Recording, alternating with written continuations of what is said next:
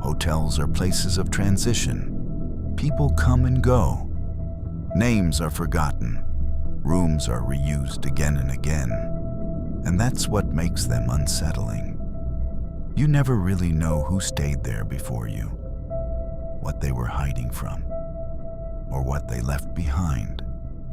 The following stories are true incidents, reported by guests, staff, police, or journalists.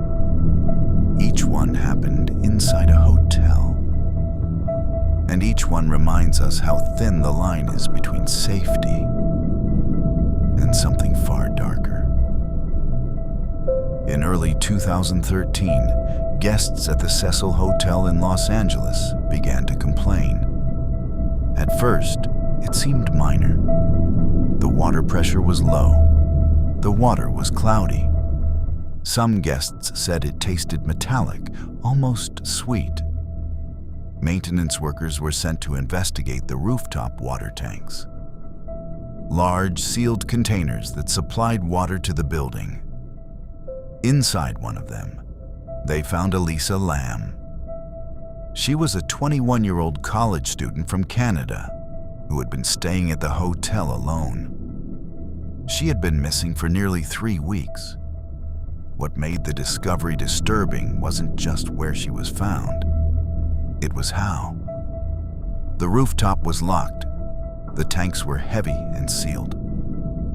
And security footage from the hotel showed Elisa behaving erratically in an elevator days before she vanished, pressing buttons, stepping in and out, and gesturing as if someone unseen was nearby. No clear explanation was ever given for how she entered the tank. During the time her body was there, guests continued using the water for drinking, showering, and brushing their teeth. The case remains officially closed, but unanswered questions persist.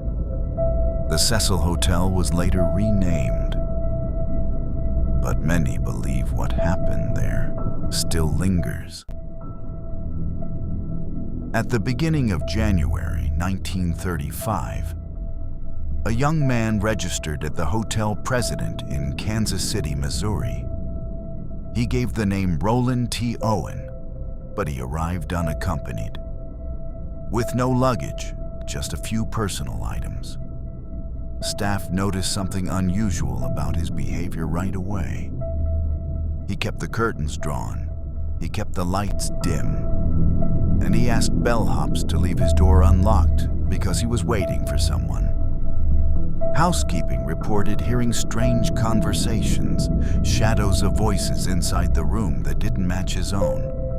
At one point, he spoke repeatedly to someone he called Don, saying things like, "No, Don, I'm not hungry."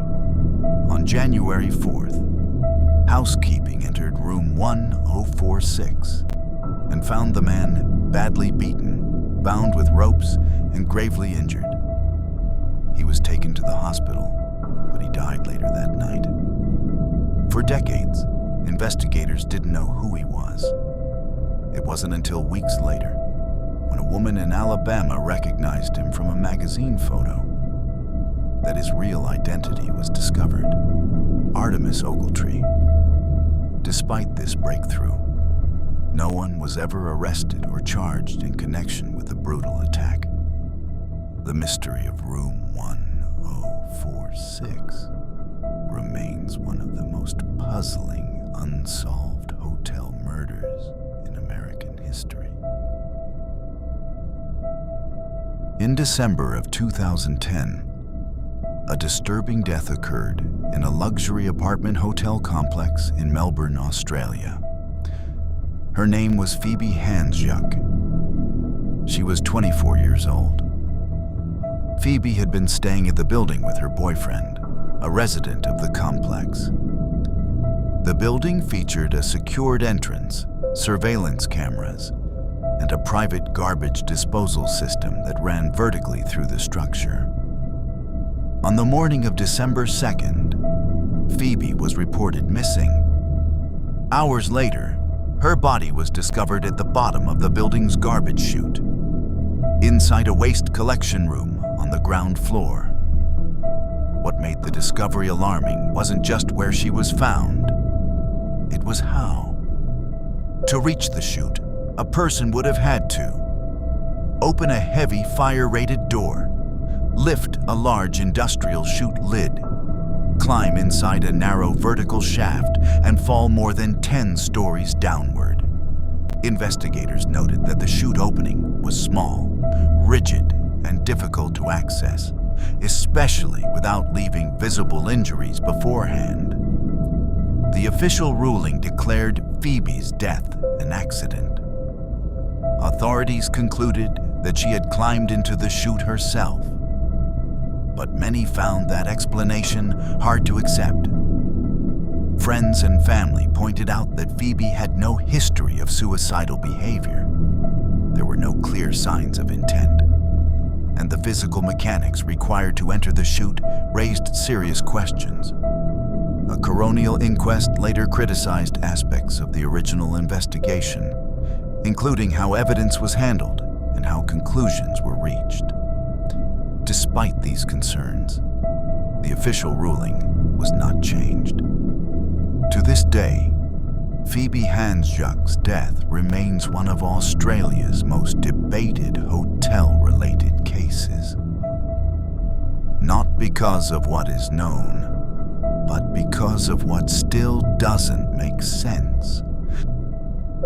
Hotels can be places of rest, or they can be places of secrets.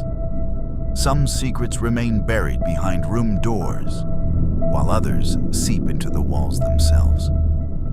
Tonight, we've looked at 3 stories grounded in fact. Cases investigated by authorities, reported in the press, and documented in public records.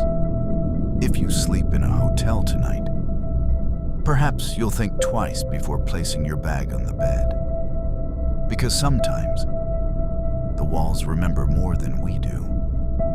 Thank you for watching. And if you want more true crime hotel